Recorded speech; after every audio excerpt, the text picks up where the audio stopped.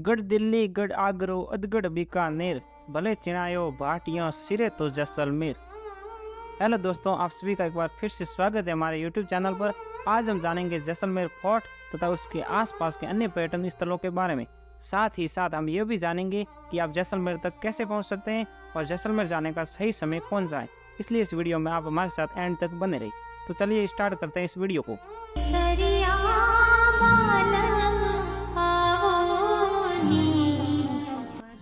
रेत के विशाल समंदर से घिरे जैसलमेर में सुनहरी रेत के अलावा स्थापत्य में बेजोड़ तथा शौर्य व वीरता के प्रतीक किले व महल, कलात्मक व सांस्कृतिक सौंदर्य से परिपूर्ण मंदिर और वास्तुकला व नक्काशी की दृष्टि से अनुपम व अद्वितीय हवेलियां भी हैं, जो यहाँ की सुंदरता में चार चांद लगा देती हैं। तो चलिए हम जैसलमेर की यात्रा को शुरू करते हैं। सबसे पहले हम जानेंगे जैसलमेर किले के बारे में।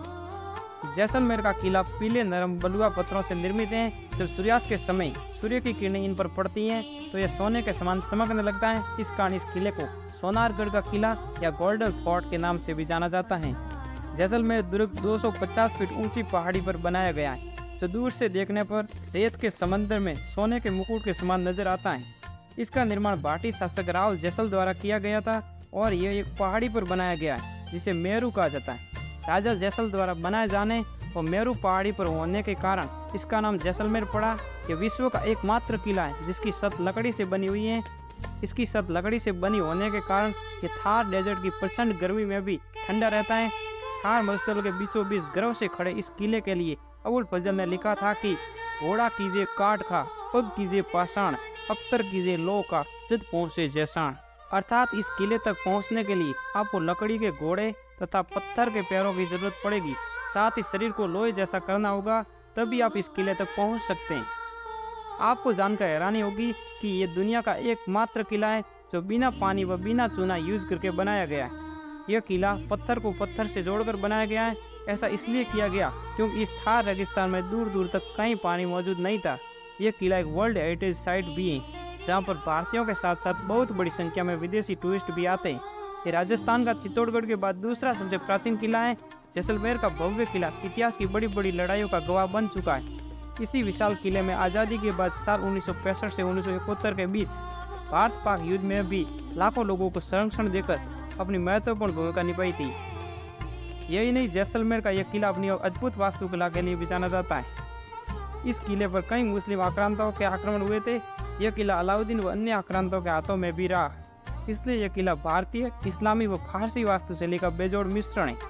जैसलमेर का किला राजपूत और मुस्लिम दोनों वास्तुकला शैलियों को समेटे हुए हैं, क्योंकि सन 1156 से किला कई हिंदू व बाद में मुस्लिम आक्रांताओं के हाथों में था, जिन्होंने इसकी वास्तुकला में योगदान दिया था। जैसलमेर का किला दुनिया के एकमात्र लिविंग फोर्ट या जीवित किले के रूप में जाना जाता है, जहाँ आज भी 4000 से अधिक लोग इस किले में रहते हैं। ये लोग ब्राह्मण तथा राजपूत जाति के लोग हैं। ये प्राचीन समय से किले के अंदर रहते आए, लेकिन बाद में जनसंख्या बढ़ने के साथ बहुत से लोग किले के बाहर भी बसने शुरू हो गई। आप देखेंगे यहाँ पर सभी घर पीले बलुआ पत्थर से निर्मित है। इसी कारण जैसलमेर को गोल्डन सिटी कहा जाता है। राजस्थान की यही अनूठी विशेषता है कि यहाँ का प्रत्येक शहर अपने अलग रंग से जाना जाता है, जैसे blue city Jodhpur, white city Udaipur, pink city Jaipur. इसी प्रकार गोल्डन सिटी के नाम से जैसलमेर को जाना जाता है। इस किले के परिसर में 15 से ज्यादा होटलें तथा कई दुकानें भी हैं, जो हैंडीक्राफ्ट यानी हस्त निर्मित वस्तुओं के लिए प्रसिद्ध हैं। 250 फीट ऊंची पहाड़ी पर बना यह किला 1500 फीट लंबा व 700 फीट चौड़ा है। इस किले में 4 द्वार तथा चारों ओर दीवार बनी हुई है।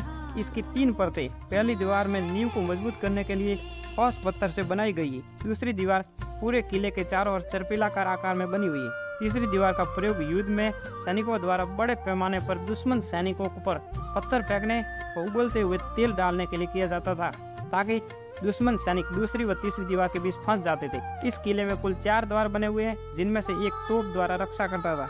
इनमें मुख्य पोल का नाम अखे पोल है, जिसका निर्माण महाराजा अखे पाल सिंह ने करवाया था। दूसरे मुख्य द्वार का नाम सूरज पोल है। इस पोल का नाम सूरज पोल इसलिए पड़ा क्योंकि सूर्य की पहली किरण इसी द्वार पर पड़ती है। सूरज पोल का पुनर्निर्माण रावल भीम द्वारा कराया गया था। इसके अलावा इस दरवाजे के आगे बेरिसाल नामक बुर्ज बनाया गया है।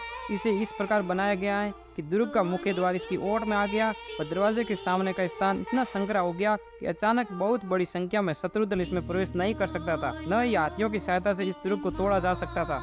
दुर्ग का तीसरा दरवाजा गणेश पोल तथा चौथा दरवाजा हवा पोल के नाम से जाना जाता है, क्योंकि इस पोल के पास जाते ही ठंडी हवा महसूस होती है। इसके अलावा इस दुर्ग के चारों दिशाओं में भी पोल बनाए गए हैं, जो अमर सागर पोल, गड़ीसर पोल, किशनघाट पोल और मलका पोल हैं।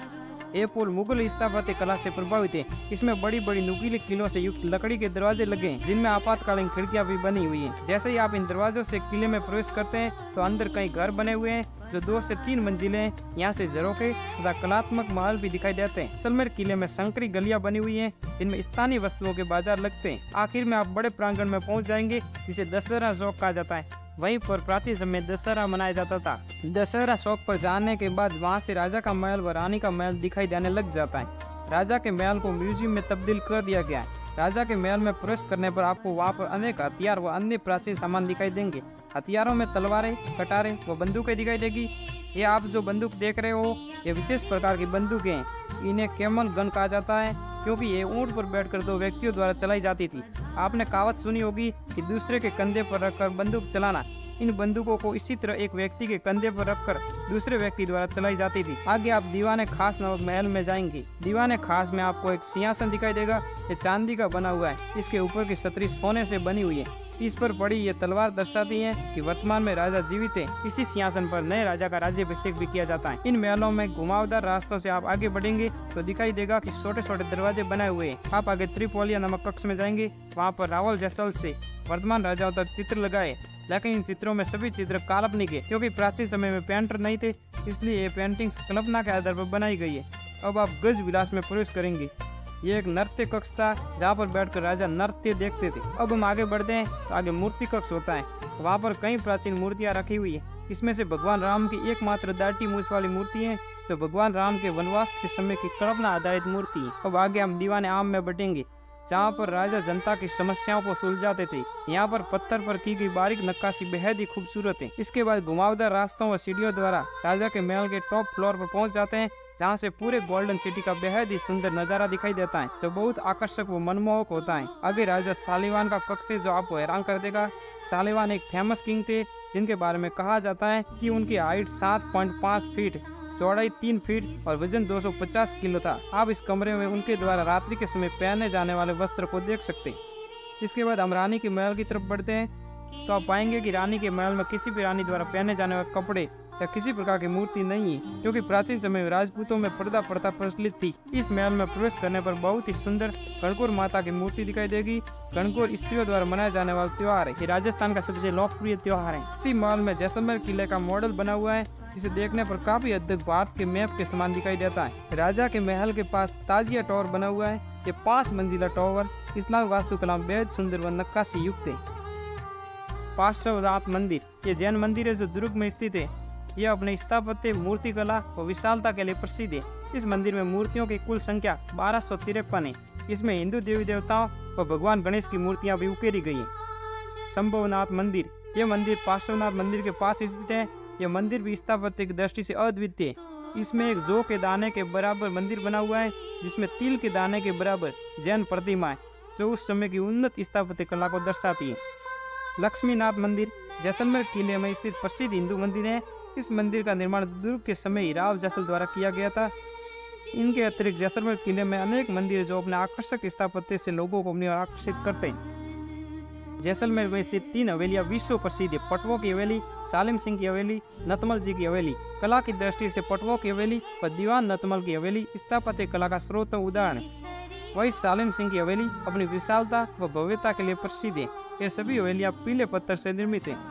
पटवों की हवेली 66 झरोखों से युक्त ये हवेलियां निस्संदेह कला का सर्वोत्तम उदाहरण है। ये कुल मिलाकर 5 हवेलियां जो एक दूसरे से सटी हुई हैं। ये 6 मंजिला है व 1 मंजिल भूमिगत होने के कारण ये 7 मंजिली हवेलियां हैं। हवेलियों में बारीक नक्काशी व विविध प्रकार की कलाकृतियों से युक्त सज्जे व रेलिंग की गई। सालिम सिंह की हवेली ये 6 मंजिली इमारतें तो नीचे से संकरी तथा ऊपर बाहर निकलती सी स्थापत्य कला का प्रतीक है। इस हवेली को मोती महल के नाम से भी जाना जाता है। जहाजनुमा इस विशाल भवन में आकर्षक खिड़कियां, झरोखे तथा द्वार हैं। यहाँ पर की गई नक्काशी यहाँ के शिल्पियों की कला प्रियता का खुला प्रदर्शन है। इसका निर्माण दीवान सालिम सिंह द्वारा करवाया गया था।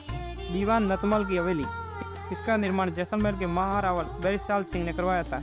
ये हवेली अपने दीवान नतमल जी को भेंट की थी। इस हवेली का प्रारूप तथा नक्काशी अन्य सभी हवेलियों से अलग है। यदि आप भी थार के मरुस्थल में झीलों का आनंद लेना चाहते हैं तो आप गढ़ीसर झील की यात्रा कर सकते हैं। गढ़ीसर झील, इसका निर्माण राव जैसल द्वारा उस समय पानी की समस्या को सोल्व करने के लिए किया गया था। बाद में महारावल गढ़ीसर सिंह ने इसका पुनर्निर्माण करवाया। ये झील जैसलमेर फोर्ट से 2 किमी दूर है। जब आप गढ़ीसर झील के पास जाते हैं तो सबसे पहले एक विशाल प्रवेश द्वार दिखेगा जिसे हिलन द्वार भी कहा जाता है। इस झील का निर्माण सुंदर नक्काशीदार व पीले पत्थरों से किया गया था। इसके आसपास कई छोटे मंदिर हैं तो इस झील की सुंदरता में 4 चांद लगा देते हैं। इस झील में बहुत सी छतरियां बनी हुई हैं। सूर्योदय व सूर्यास्त के समय जब सूर्य की किरणें इन छतरियों पर पड़ती हैं तो ये नज़ारा देखने लायक होता है। ये जैसलमेर से 6 किलोमीटर दूरी पर स्थित एक उद्यान परिसर है। ये एक छोटी पहाड़ी पर स्थित है। ये जैसलमेर के राजाओं की शाही समाधि स्थल है। यहाँ पर जाने के लिए एंट्री टिकट लगती है। ये छतरियाँ बलुआ पत्थर की नक्काशीदार छतरियाँ हैं। प्रत्येक छतरी में एक संगमरमर की स्लेब है जिसमें राजा के बारे में शिलालेख और घोड़े पर एक व्यक्ति की छवि है। इसे स्थानीय भाषा में जुलजार कहा जाता है जो देवतुल्य होता है। तो चलिए अब हम जानते हैं कि जैसलमेर तक कैसे पहुँचा जा सकता है। यदि आप जैसलमेर बाई फ्लाइट आना चाहते हैं तो आपको जोधपुर आना होगा। यहाँ से जैसलमेर की दूरी 280 किलोमीटर है। यहाँ से आप बस द्वारा या टैक्सी लेकर जा सकते हैं, साथ ही रेल से भी जा सकते हैं। यदि आप बाई ट्रेन जैसलमेर आना चाहते हैं तो जैसलमेर का खुद का अपना रेलवे स्टेशन है। यदि आप सड़क मार्ग द्वारा जैसलमेर आना चाहते हैं तो राजस्थान के सभी शहर जैसलमेर से अच्छी तरह से सड़क मार्ग द्वारा जुड़े हुए। जैसलमेर जाने का सही समय कौन सा है? जैसा कि आप सभी जानते हैं कि जैसलमेर थार के मरुस्थल से घिरा हुआ है, इसलिए यहाँ गर्मियों में तापमान बहुत अधिक चला जाता है। इसलिए जैसलमेर घूमने का सही समय सर्दियों का मौसम है। सर्दियों में आप पूरे जैसलमेर को आसानी से एक्सप्लोर कर सकते हैं। ये वीडियो आपको कैसा लगा कमेंट में अपनी राय जरूर दें। साथ ही चैनल को सब्सक्राइब करें और वीडियो को लाइक व शेयर जरूर करें। मिलेंगे हम अगले वीडियो में जल्द ही। धन्यवाद।